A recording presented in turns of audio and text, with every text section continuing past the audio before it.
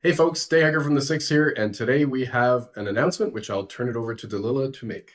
So this week we hit 3,000 subscribers. So we want to say thank you to all the subscribers, everyone who watched our videos, who hit like and subscribed. It's been awesome. Thank you so much. A great help for the channel.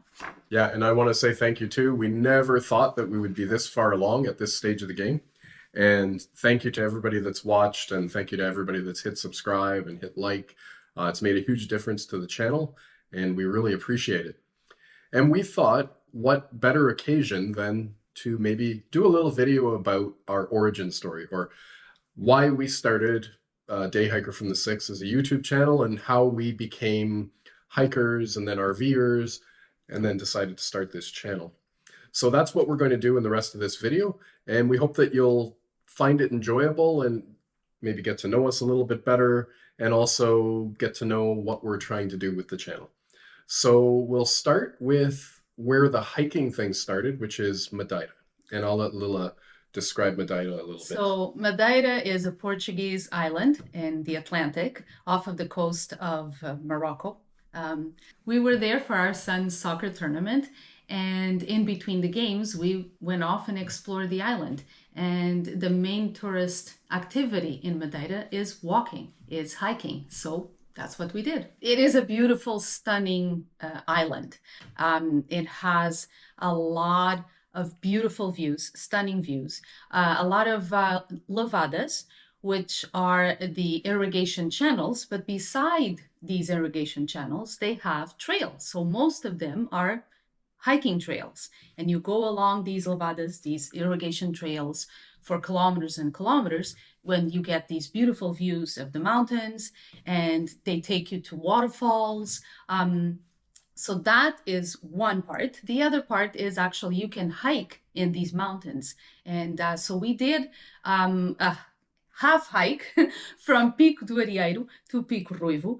The first time we went, we were completely submerged in the clouds. So we decided to go a second time when it was a beautiful sunny day, and we got these beautiful, amazing views. So it's in the bucket list to actually go back and do the whole trail going from one peak to the other. Yeah, and what happened, because that trail from the two peaks, which we didn't complete either time, but you basically start at the peak of a mountain and then you're going along these ridges. So you're always kind of at the very top, and you have these massive drop-offs on both sides. And something just kind of clicked for me there, and maybe for DeLille too, but for sure for me, which was I realized that you didn't need mountain climbing equipment, and you didn't need mountain climbing gear and so forth in order to get to the top of a mountain. There were some where, you could just hike, and the trails in Madeira are really, they're almost more like sidewalks and staircases than trails. So it was a real epiphany, I guess, where, and I guess the other thing is, when you're standing at the top of a mountain and you have this incredible view all around you, it just gives you a feeling of peace, and I think you always say an accomplishment. An accomplishment. Yes, that you were able to climb, to go up to the top of a mountain. So, but I think it's a mix of awe and also maybe yes, just realizing kind of, your own insignificance in the universe, and in a positive way, if that makes sense. yes. Just the nature is so vast and beautiful and so on. So from this trip in Madeira, that's where we decided, hey, like, we want to try this again.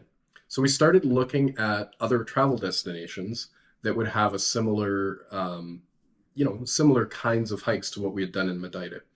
And lo and behold, that research led us to New Zealand. Yes. And so New Zealand, if Madeira is where the hiking started, New Zealand is where the RVing started. As I was researching, the best way to go to New Zealand and to do these hikes, what I found was that by far and away the most time efficient and money efficient or inexpensive way to do it was to rent an RV. So we were not RVers at this time. I've always had some curiosity to it, but we were tent campers for a long time, but we'd never actually rented an RV or been in, stayed in an RV for that matter. So we decided we're going to go to New Zealand and we're going to rent an RV. So that was our first RVing experience.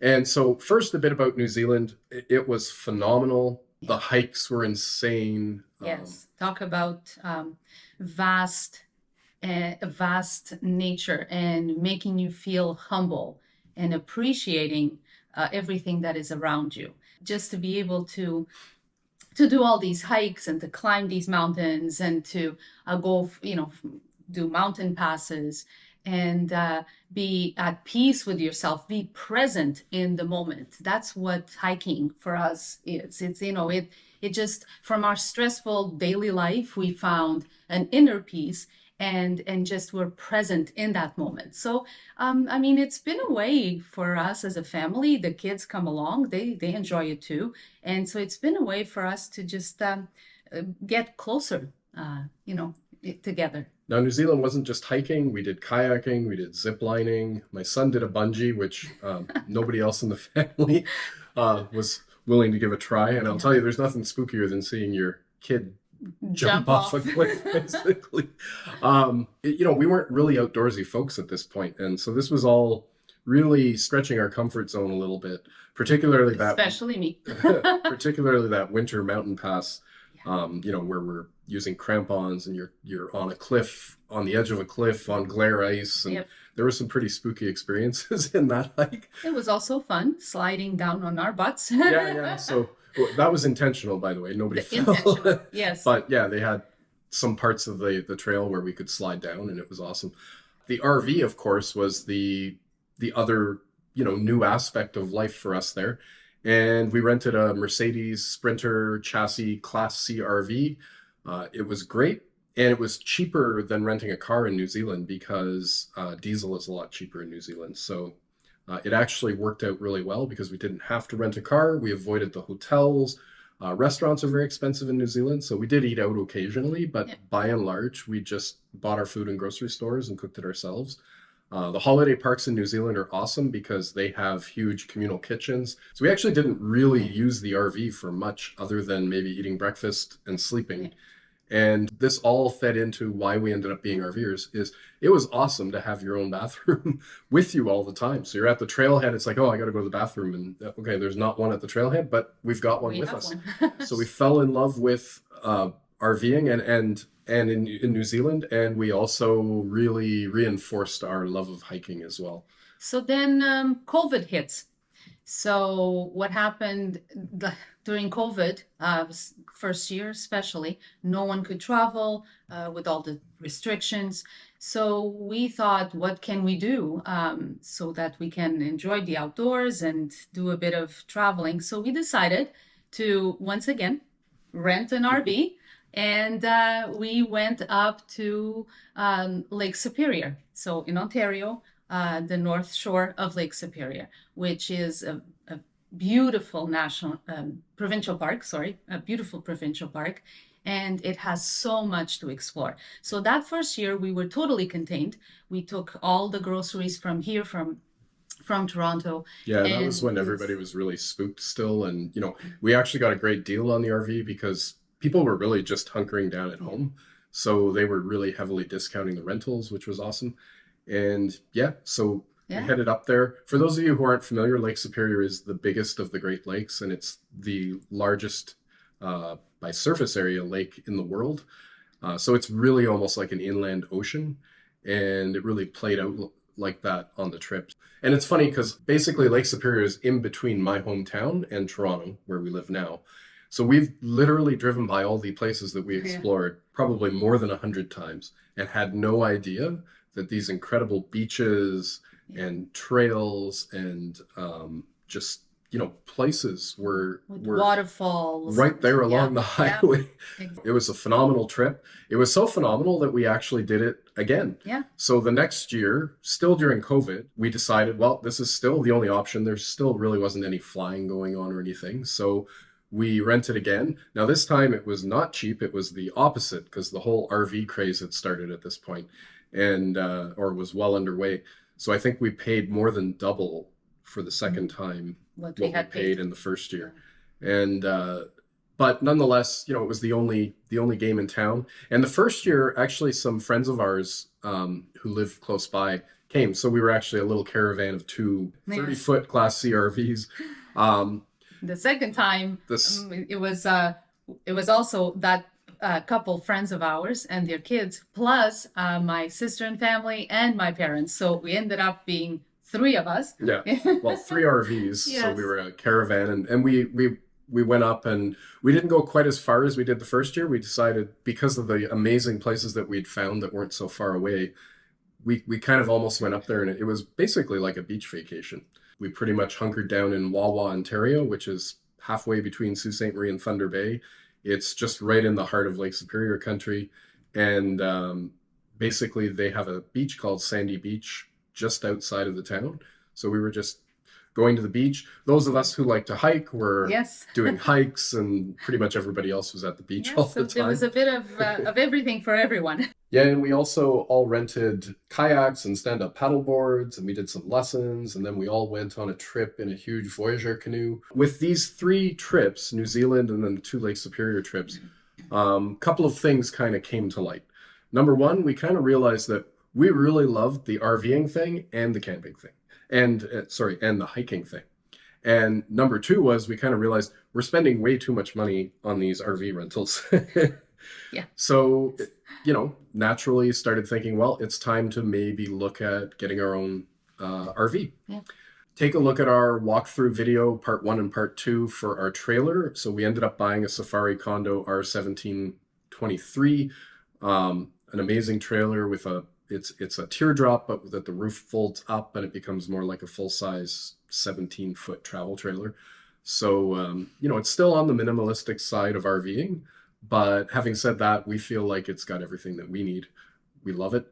And but that's how we ended up, buying an RV. So since we bought the trailer, we've done some great trips. Oh, yes. We did last year, we did a 3-week road trip all the way to the Canadian Rockies. We went up to Banff and Jasper. That was an amazing Don't trip. forget Waterton. Oh, yes. And we stopped also in Waterton, Alberta. Less known, but yes. I'll tell you, if you're going to do Yeah. Banff and Jasper, go to Waterton first, especially if you're coming from the States. You're going to drive by it anyways. And it's just as spectacular, and For sure. it maybe has a little bit more charm even than Yes. the two bigger And parks. it has one of the most spookiest hikes that we've ever done. Which is called Crypt Lake, and we have a video on the channel about that as well. Yeah. I'll link all of these videos in the description. But yeah, let's just say that it involves going up a pretty crazy ladder and going across a pretty crazy Yes. cliff and hanging on the cables. Hanging on the cable, yes, for sure.